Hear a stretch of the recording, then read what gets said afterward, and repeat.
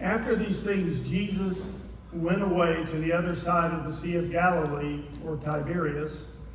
A large crowd was following him because they were watching the signs which he was performing on those who were sick.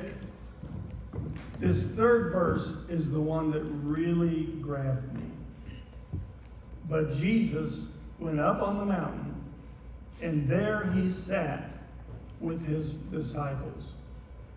I don't know that I've ever seen a painter or an artist do that picture, but wouldn't you love to have a snapshot of that? Up on the top of a mountain, he was sitting there with his disciples, sitting around on rocks, probably throwing rocks, spitting, chewing the fat, talking, sharing with one another, had a small group together. And that's what we're going to talk about. Out of curiosity, did anybody else in here read that yesterday?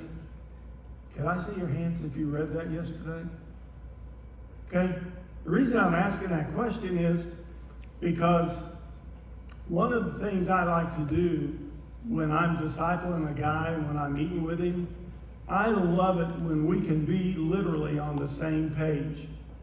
And over 50 years ago, Max gave me a little blue book. It was little bitty. I mean, the print was really small, and it was what we refer to now as the yearly Bible reading calendar. And the cool thing about this is there are 3 columns. And the reason I like it is because some guys don't like to read. But if I can get them at least on a consistent basis, started in the 3rd column, which is the New Testament, then when I get together with those guys and we sit down, we've got something we can fellowship around. And so the reason I ask if any of you in here read that tells me that a lot of you are not, you're probably not doing the Bible reading calendar. If you read all 3 columns, you get through the whole Bible in a year. But the important thing is that you're on the same page as the guy you're working with. And so I would highly recommend that you consider maybe picking one of these up. Charlie Ann said that she had a number of copies of this, and she brought some of them up. So I just wanted to point that out to you. The other thing, and I don't get a commission on book sales, but a couple years ago, we took our whole pastoral team through this book. And I think there's only about 2 or 3 copies of this in the bookstore, but The Invested Life by Rosenberg is an excellent, just nuts and bolts of what it is to be involved in discipleship. I would highly recommend this book to you as well. And like I said, we took our whole staff through that a couple years ago, and this is some great stuff as well. Well, last night I shared with you the 5 phases of Jesus' ministry.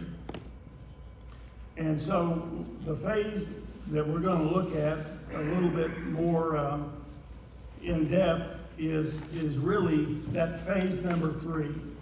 And that is Jesus invested the keys of the kingdom in the 12 apostles, of the 12 disciples.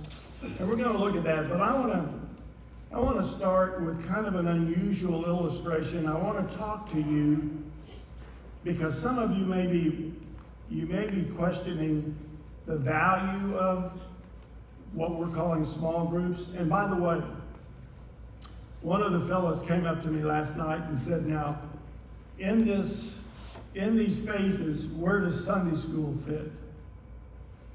Well, let me just share with you. Jesus really didn't do Sunday school. You need to understand, Sunday school really didn't start until the late 1700s. Okay. Now, I'm not saying that Sunday school is not important. We do Sunday school at Evergreen, As a matter of fact, I think last week we had close to 1,000 in worship, and I think we had around 850, which is going to give you about 85% of our people in worship were also in Sunday school. So Sunday school is a big deal at our church. I mean, very few Sunday schools are going to run in the 80%. Usually you're looking at about 50%, okay? So that's not to take away from Sunday school. We believe in it. We have a good, strong Sunday school, but that is a totally different animal than when we're talking about small groups. At Evergreen, we call those life groups. Sunday school started actually in 1780 when a man by the name of Robert Raikes realized in England, Gloucester, England, he realized that on Sundays, the children who had worked in the businesses and the foundries and the factories, on Sundays they didn't work, and they were just running like crazy and creating all kinds of problems. And so he determined, because they didn't go to school, they didn't have child labor laws, what he determined was they needed some structure, but they also needed some education. And so he started actually what he termed at that point the Sabbath school, because Sunday was the only day they were available. And guess what he used as his text to teach them to read and to write? He used the Bible. And so then it later became, they changed the name, and it later became Sunday school. And that's really where Sunday school came from. And that's why you don't find it on this. It hadn't been invented yet, okay? At Evergreen, we actually do both. We do both. And so what I want to do is I want to share with you this illustration. I want to talk to you a little bit about Olympic gold medals to help you understand that what you perceive is not always reality. A gold medal, an Olympic gold medal, weighs 531 grams, which is about what a bottle of water weighs, okay? Now, the interesting thing about a gold medal is only 6 of those 531 grams are actually 24 karat gold. So, and I did the math on this. So 525 grams are a combination of silver and copper, not nearly as valuable as gold. The street value of gold in an Olympic gold medal is, I actually looked at the price of gold yesterday, it's dropped. The street value of the gold in that gold medal is $343.07 yesterday. If that gold medal was 100% gold, you know what the value yesterday would have been? $30,546.20. But when you look at a gold medal, you think, wow, this thing is really worth a lot of money. Well, it isn't. I tell you that story because I want you to understand, when you look at small groups, you may think, well, we got Sunday school, you know, we've got corporate worship, we've got these things going. I'm not really sure how valuable that would be. I want to tell you, it is a major value in the process of discipleship. Jesus had those 12 guys, and from them, we learned last night, he continued to refine and to work with those guys. And he knew, like Michael said last night, he knew his time was limited and he was going to be leaving, and he needed to hand that off. And again, I go back to this sheet last night. I hope you'll hold on to that and go back to it. If you were to die tonight, could you honestly say that what my life has stood for will continue because of those God has refined and tempered through me because of those that I've invested in. There's great investment opportunity in a small group or in a life group. George Mueller. I don't know if you've read the story of George Mueller. Charlie Ann has some books downstairs about him. He was born in 1805. What you may not know is that as a teenager, he was a real playboy. He had a drinking problem, he had a gambling problem, and he was a womanizer. He would steal money, ended up in jail. He would steal money in order to pay for his habits. His dad wanted him to be a pastor. And his dad finally got him out of jail when he got thrown in jail. And he went off to college, and he met a friend that was a Christian. His friend's name was Christoph Leopold Beta. And he, while he was a Christian, he was what we would say, he was kind of backslidden.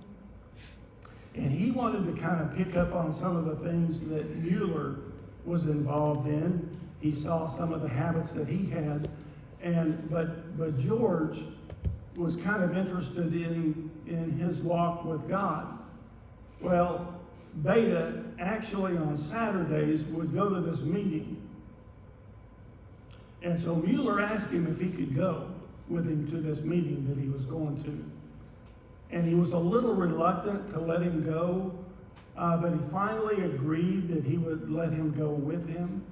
And so they went to the home of Johann Wagner, who was a Christian businessman. And in the meeting, they did a number of things. And Mueller, this was the first time he went to this meeting. They had some snacks. They worshiped. They sang. They prayed. And then they did Bible study. What does that sound like? What does that sound like? It sounds like a small group, doesn't it? Guess what? That's what it was. Those of you that are familiar with George Mueller probably don't realize, but George Mueller got saved in a small group. Matter of fact, here's what he said, that was a turning point in his life, and here's the quote that he gave. "This is what I've been longing for, what it really means to trust in Jesus." I tell you that story because there is great value in small groups, or what we call life groups at Evergreen. It was a major turning point in the life of George Mueller. So let's talk a little bit about life groups at Evergreen. Why do we do life groups at Evergreen? Well, one reason is out of obedience to Scripture. I'm gonna share with you. We're gonna call these other and other scriptures. And if you just want to jot these down, you can go back and look at them, because we'll go through these really quickly because I want to get on to some of the nuts and bolts of small groups. But out of obedience, because Scripture tells us in John 13:34-35 to love one another. Small group is an amazing way to be able to do that. Another one is in 1 Peter 4:9, where it tells us to offer hospitality to one another. The next one is Romans 12:10, tells us to be devoted to one another. Ephesians 4:2, to bear with one another. Romans 16:16, to greet one another. 1 Corinthians 12:25, to have concern for each other. James 5:16, pray for each other. Hebrews 3:13, encourage one another. Romans 12:10, honor one another. And the last one, Galatians 6, verses 1 and 2, bear one another's burden. So out of obedience to do all of these things with each other, we do small groups. The second reason is because in doing these things, we develop community. And that ties right in with what Michael has just shared with you. So out of obedience, and also to develop community. And the last thing is to develop spiritual growth.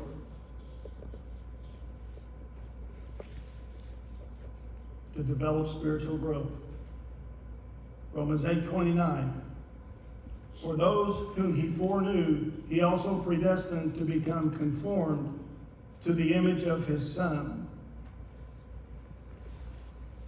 The way this all came about was in 2005. I began to do just a lot of study. Really did a lot of research, what was involved in this. We were already doing Sunday school, but felt like we needed that smaller connection for those reasons I just shared with you. And so this is kind of a roadmap of how this all came about. And by the way, I'll just tell you, probably in January in a couple of months, when we do our next round of what we call Group Link, we should, at the rate we're growing now, we should end up with about 500 people that meet on a weekly basis in our small group ministry. So, but it started in 2005 with what we called a discovery group, okay? And that discovery group started with 21 people. And our idea for that was that we would meet and we would go through what we believed Scripture was showing us a life group should look like. And then after a period of time, then those that were in that initial discovery group, then we would break out and we would form other groups, and then we would continue to grow from there. Now, I will tell you, in the early days, we wanted to grow the groups, and so what we wanted to do and what we tried to do was, after a period of time, we tried to divide the groups and to have growth that way. That didn't work very well, because what happens is you have folks that really begin to get connected, and then as the discipleship pastor, I walk in and I go, okay, well, we'd like to bust your group up, and we'd like for you to go form 2 groups. And I actually had a pastor come into my office. One of our pastors came in and shut the door. It was not Michael. Shut the door and looked at me and he said, "You can't do that. We have gotten connected in our group, and this is not right."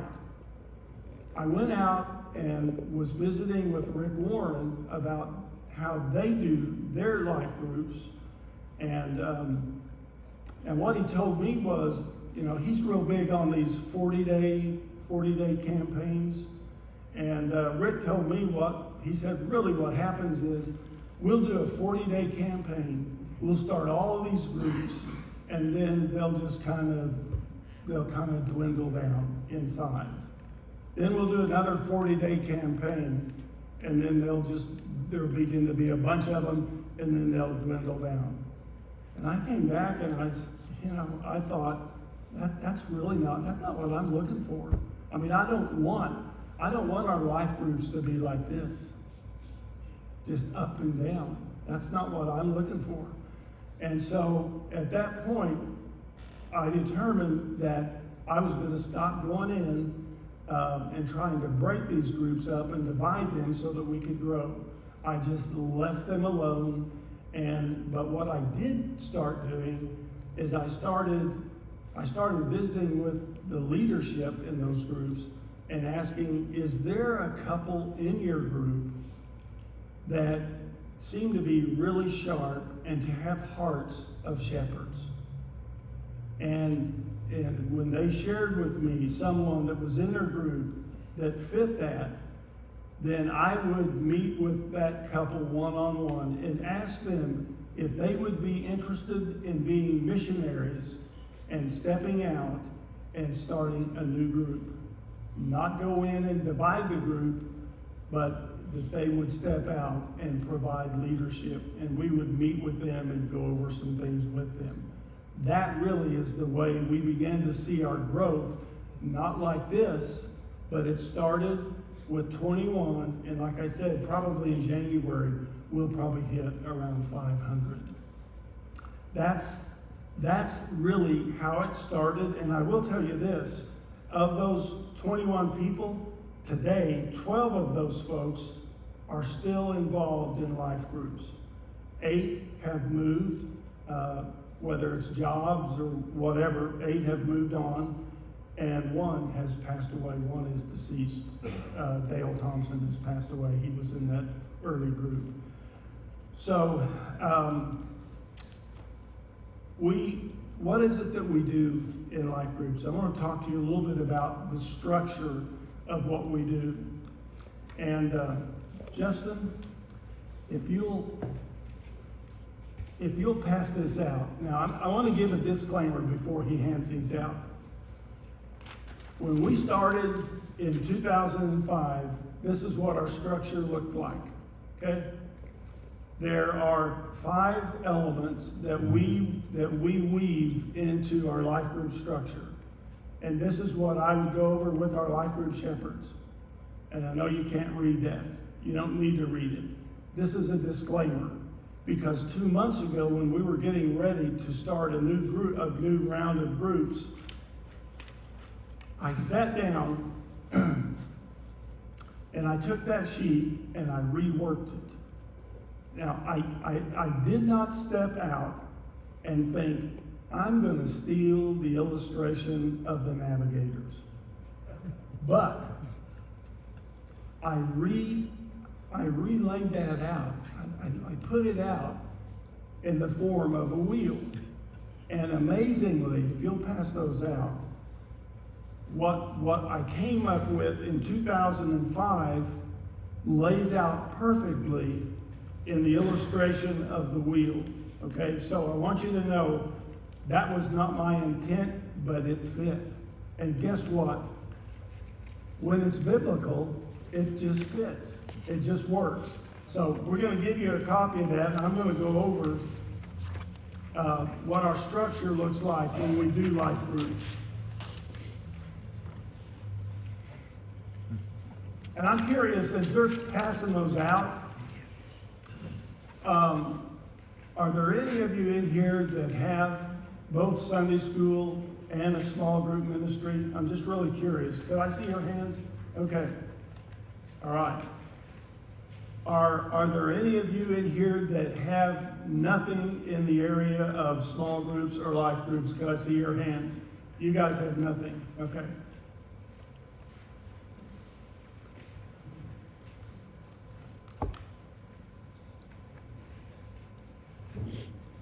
We got them?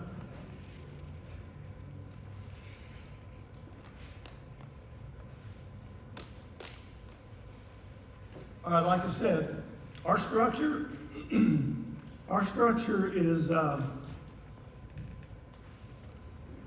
is formed around 5 basic elements. By the way, those elements also tie right in to what George Mueller ran into when he went to that meeting on that Saturday night. Our purpose is, like I said before, Romans 8:29, that our members would be conformed to the image of Christ, that they would become more Christ-like. And those 5 elements include prayer and a time of worship. And I'll tell you, probably one of the biggest challenges in the life groups has been in the area of worship, but groups have been able to pull that off. Those groups that have a musician in their group are really fortunate because we've got one group where one of the members plays a ukulele, and he brings that ukulele and plays it, and they worship with him playing the ukulele. We have some groups where guys play the guitar, they'll bring their guitars, but some of our groups use things like iTunes, or we even have groups that will get on YouTube, and they'll bring some worship songs up on the TV, and they'll go through and they'll do their worship that way. That's the spoke, going up to God, a time of worship. The spoke to the right is that of fellowship. Interesting, in Luke 24, verses 13 to 15, these guys are walking along. You'll remember the account on the road to Emmaus, and Jesus comes along, he's walking along with them. They don't have a clue who he is until what? Until what?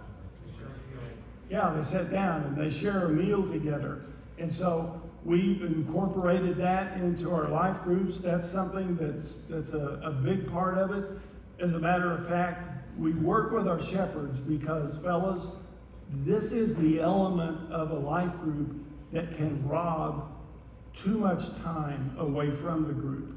And this is an area that you have to maintain some balance. By the way, if you ever had a wheel that was not in balance, it created some real issues for you, okay?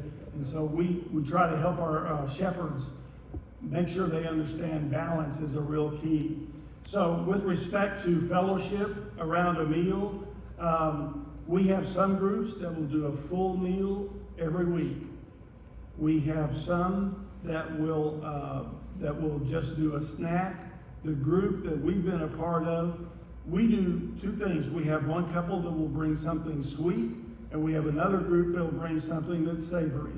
So we may have ice cream, we may have cake on the sweet side, but then somebody may bring chips and salsa, or chips and dip, or something along those lines.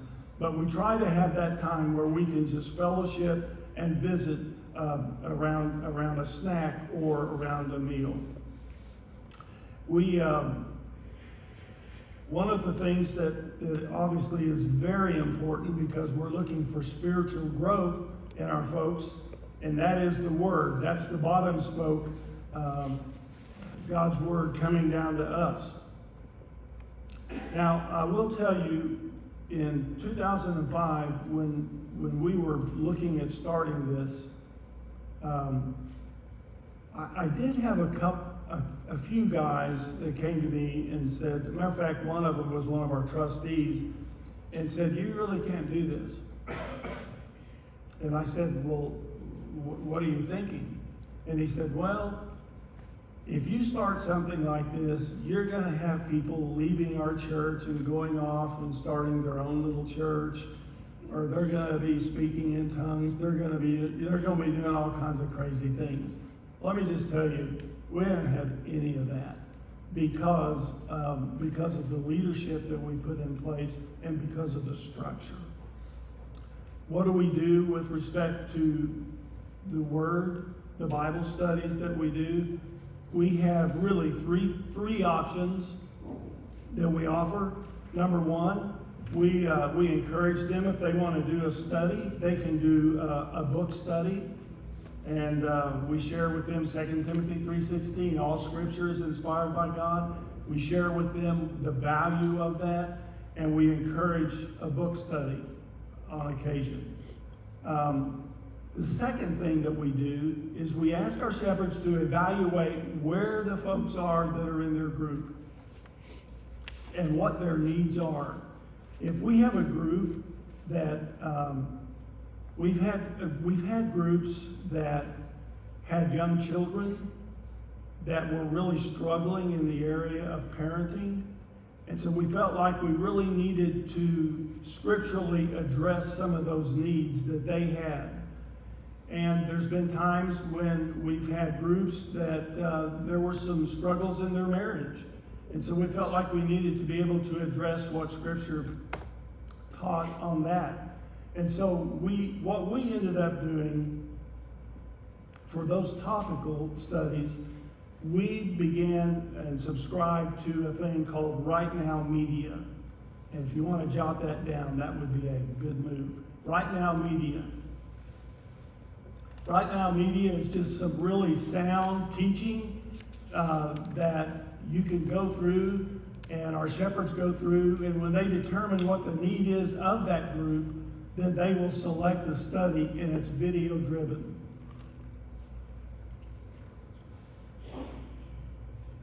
The third thing that we do, I'm visiting with Michael one day, and he's talking about his sermon prep. And he says, you know, I end up with more scripture than I have time to share from the pulpit, and more illustrations and more things. And I said, really? That's great. I said, would you be willing to make those available to our life group shepherds? And so at this point, I know of 17 groups that we have that every week Michael makes available additional scripture that they can look up that ties into the message that he preached on Sunday morning, and additional questions or things that they can contemplate. He passes that on to me and one of the gals that helps us get that out to all of our shepherds. And so the sermon study notes are a tremendous resource, really, for our life groups. So that's how we cover the area of the Word. Now, with respect to ministry or witnessing, I'll just say that we encourage our groups to at least a couple of times a year to be involved in some kind of ministry. And we've had groups that have actually done short-term missions. We've had them do different mission efforts and things around the Tulsa area. We had storms that came through a few years ago and just did a number in the yard of one of our elderly couples. And so a life group went over and they took chainsaws, they cut things down, they cleaned the yards up, they did different things ministry-wise. We also require each group every year to come and help with one of the biggest things that's a real challenge when you do small groups, and that is to help with children. And we learned real quick, if you're going to do small groups, one of your biggest challenges is going to be what do you do with the kids? And we knew that if we were going to reach young couples, that we had to figure that out. And I jokingly said they could meet in homes that have big closets and we could lock them in a closet. And that didn't go over very well. One lady thought I was serious and she was really offended, and I had to take care of that. But we decided that if we were going to be successful and reach young families, we had to figure out a way to deal with the children thing. And so here's what we decided. And if you don't have small groups, you're thinking about doing it, let me just tell you, this will save you a lot of time and a lot of trouble. Our preschool children director helps, and we actually have paid workers that come in and provide the structure of our child care. We do it only on Sunday evenings, okay? And it's a shared cost. It's shared in that if a family is bringing their children, then they have to pay for, there's a fee if they have one child. If it's a whole family, there's a certain fee for the whole family. But we because of our growth, we realized we can't hire all that many workers to be able to take care of that many children. So what we did was, I went to the life group shepherds and I said, okay, once during the year, because we have enough groups to be able to do this, once during the year, we need your whole group to come and to just do ministry to these couples that bring their children. And we don't need you to come and plan activities or create structure. We just need helping hands. And so we started that a couple of years ago, and it's worked beautifully. So that's part of the ministry part that we asked them to be a part of. That pretty well covers all of those things that we do. Oh, prayer. Prayer is another one. Sorry, left that out. Prayer is at the top there. And we encourage, and we have a time of prayer. We also have a lot of groups that will take prayer requests, and then they send those out in an email to the rest of the members of the group so that they can be praying for the needs of that group. We determined early on, the question was, and Michael and I met and we talked about this, how often did we want these groups to meet? We said they need to meet every week. If we said every other week, and then for some reason, whether it's fall break or it's a holiday or whatever, if they don't meet, then they go for a month before they would actually get together. And that's too long. You're not going to create the community and the closeness that you need to have. So when we launched in 2005, we said this is a weekly commitment, okay? And we've not had pushback on that. So our groups meet every week. They meet either in homes, that's the preference, except if the group needs childcare. We learned real quick that by the time they drop kids off, go to a home, have their meeting, then have to get back to pick the kids up in time, they waste so much time. So we began to open up some rooms in the church so they could just drop the kids off and be there at the church with them. So our preference is that they meet in homes, but we do have some groups that meet at the church. The groups meet for around 2 hours. When we first launched this, I had a really sweet couple come to me and go, we love the idea of the life groups, but we just don't know if we can keep doing this. And I said, really? What's the problem? And they said, well, our group meets on Sunday night, and we've got to get up on Monday morning and go to work. And this group is going till 11 or 12 o'clock. And I said, whoa, wait a minute. Are you saying that your group starts at 6 o'clock or 5:30 and they're going till almost midnight? Yes, and we just can't do that. And so, I had to communicate to our shepherds, this is a 2-hour commitment, okay? You can do this structure in 2 hours if you manage it and if you keep it in balance. And since then, we've not had that issue, and that couple was able to stay in groups. So our groups meet for around 2 hours. Leadership for the life groups is led by our life group shepherds. And what we require of them is, number one, they have to be Evergreen members. They have to be Evergreen members that, number two, have partnered with Evergreen to lead this ministry and to be a part of the leadership team that we put together. So they're the ones really, and I will tell you what I've shared with many of them is this, with respect to discipleship, this is your fishing hole, okay? You've got a group, see who in your group you think has a heart to go on and be involved in our discipleship process, okay? The size of our groups, just because of homes, space in homes.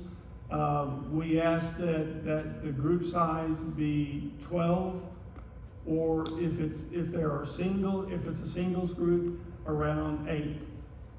Some of our shepherds have cheated on that a little bit and have had more than the 8 singles in their group, and so we've had to really kind of work with them and try to keep those numbers down. We had a couple. Originally we required that whoever was in the group had to be a member of Evergreen. But we had a couple of situations where I kind of had to back off of that a little bit, because there were some real strong connections with some of our members and some friends or neighbors. And what we discovered was, by letting them come and be a part of those groups, there were a couple of those groups like that, those individuals eventually came into membership at Evergreen. And in 2 cases, we had one, these were couples. The spouse was not a believer, but was willing to come to a life group, was exposed to Scripture, and was really exposed to this process. And I'll tell you, one of the most exciting moments in our life group was when the man of this couple stood in the living room of our life group shepherds. No, it wasn't the shepherds. Do you remember that? He stood in the living room and prayed and accepted Christ, and that was a touchdown, Jimmy. That was a touchdown. He prayed and accepted Christ. We've got a couple right now that's in one of our groups. The young man I told you about that came to my office, that was dealing with issues of pornography, got saved. Now he's on the men's ministry team. That guy, his wife was raised Catholic. She is not a believer, but she is very consistent coming with him to life groups. And I'm telling you, we've got a team of people that are praying for this lady. And I know it's just a matter of time before she comes to know Christ as well. So we've opened that up, and we don't, we've not dropped the hammer and said, no, you have to be a member of Evergreen, because we've begun to see some fruit that has happened as a result of that.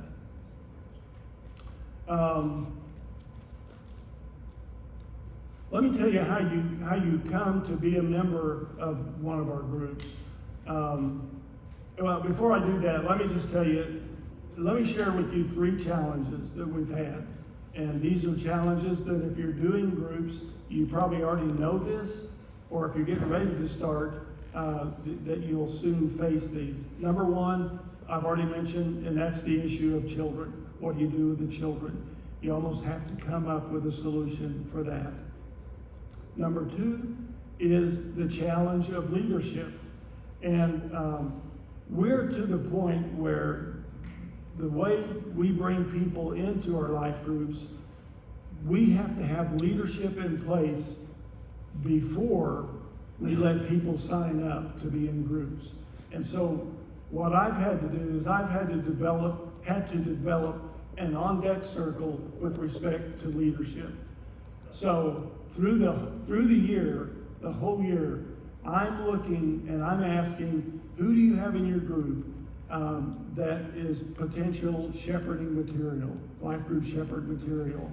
And so what I'll do is I'll meet with them and I'll tell them, I don't have a group right now, but the time may be coming that I may ask you to step up and you and your wife to lead a group. Would you be willing? Would you pray about that? And so one of the challenges is leadership, especially when you have the kind of growth that we've been experiencing. And so the development of that on-deck circle, those guys, those couples, that we can begin to move into that position.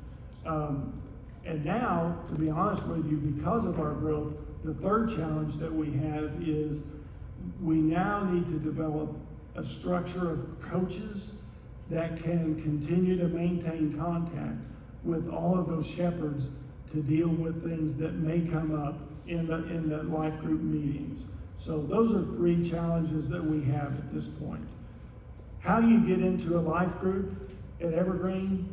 What we do is we used to do this once a year, but we do a thing called Group Link.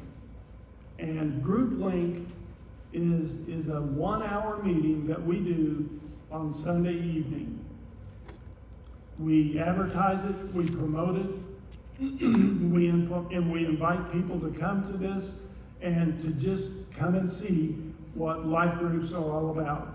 And we go over the structure, we explain to them what's going to happen in a life group, and then when we finish, we have cards that look like this, and I brought samples of some of these things. If you want to get some of these things, you're more than welcome to.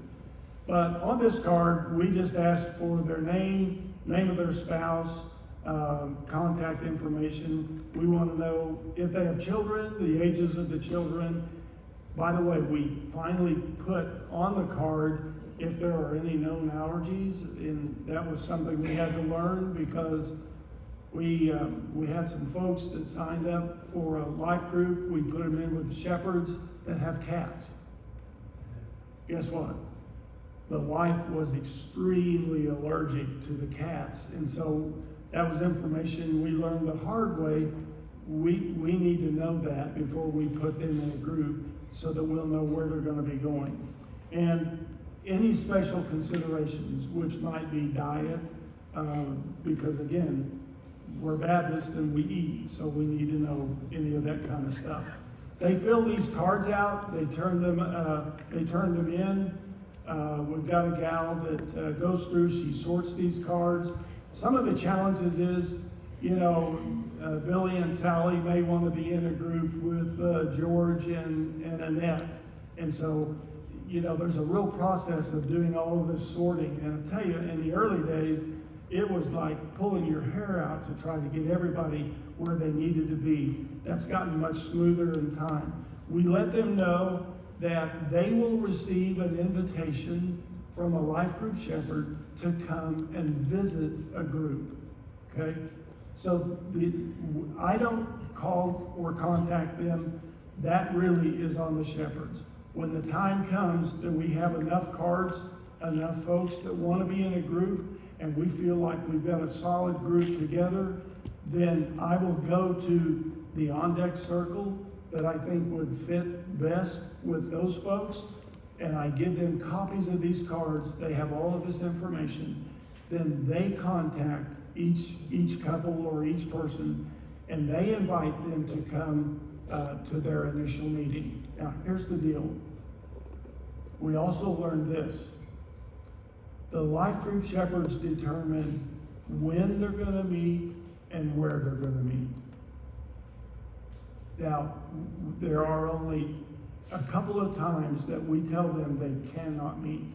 They cannot meet on Sunday mornings when we're doing Sunday school or worship, and they cannot meet on Wednesday evening when we're doing Awana's and Pastor's Bible study. Other than that, we don't care when they meet, and I've got our list here. We've got folks that most of them meet on Sunday night, but I'll tell you, we've got Monday groups, we've got Tuesday groups, we've got Friday groups, we've got Saturday groups. I'm looking forward to the day when we've got a group that's working the midnight shift and they get off at 7 in the morning and they're meeting, on Wednesday morning or whatever day. We don't care. We don't care when they meet other than those times that we said they can't meet. So the life group shepherd calls, invites them. They come.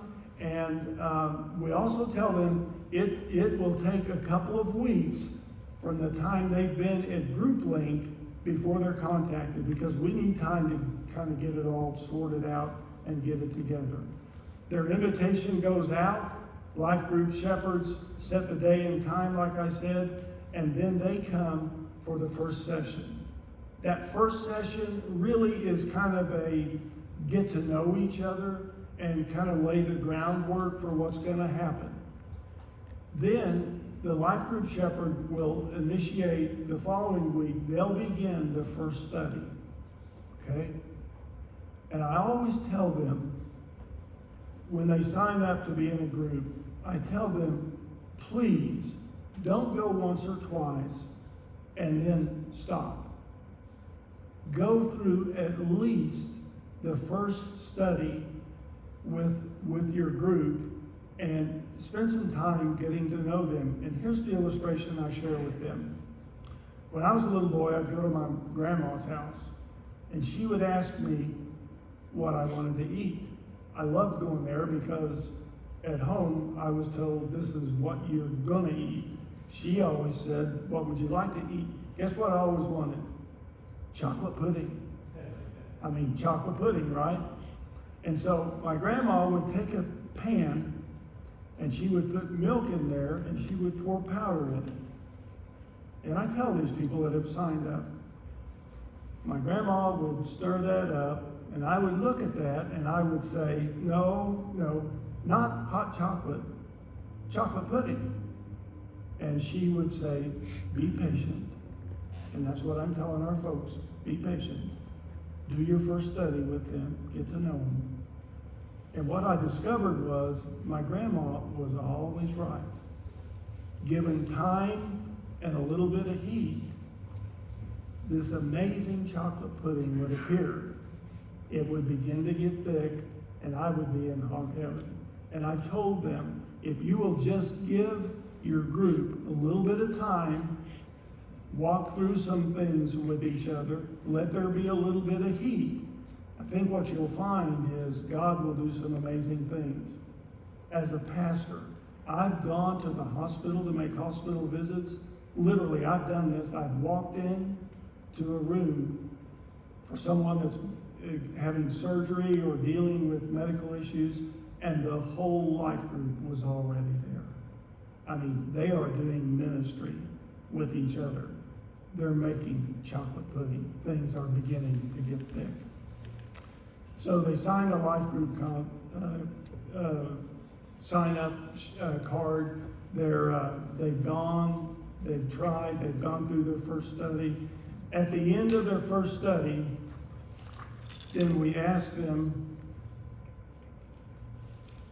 to make a commitment to the group, and we asked them to sign a life group covenant. And I have copies of these if this is something you're interested in. What we asked them to sign up and make a commitment to is really just a handful of things. We asked them to be faithful.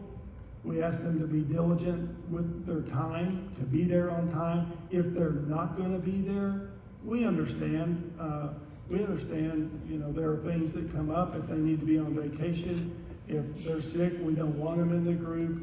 But we ask them to be diligent to let the shepherds know exactly what's going on. That way, there's accountability. We also ask them, they need to understand, and if the wording is for authenticity to occur, members must be able to trust that issues discussed in the group will not be shared outside of the group. So confidentiality is a huge part of that. And I'm telling you, I know of situations that have come up in our group that have been shared that even their spouse did not know. And so we've been able to do some ministry in those kind of situations. We ask everybody to sign this life group covenant, and at the end of the first study, and then we move forward. I started last night by sharing with you the afternoon that we switched from the I formation to the wishbone. I thought it was interesting. Joe was on the field that day. I didn't realize that. It was probably pretty hard. It was probably a hard sell on Coach Switzer's half to try to get our head coach, to make that switch in a week's time. He made a gutsy move. What I didn't tell you was, and this relates to small groups and some of the things that we've talked about, disciple making. It really takes some guts to step out and to begin to do some of these things. But I'm telling you, it will pay great dividends. Some of you probably know, and I think it's based on the move that we made on that October day in 1970 when we changed that formation, that 4 years later, I see Jim walking around with a pretty nice ring on.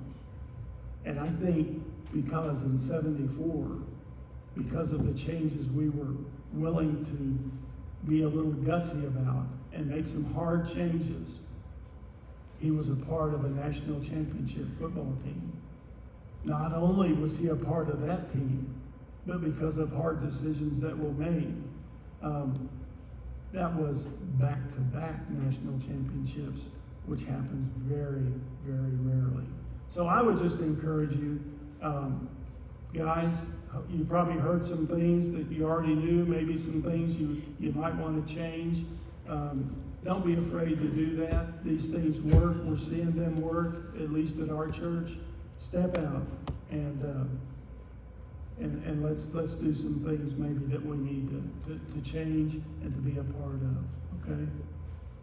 So hold tight at your tables. Max has got some stuff for us, and then we're going to come back and we're going to answer some questions.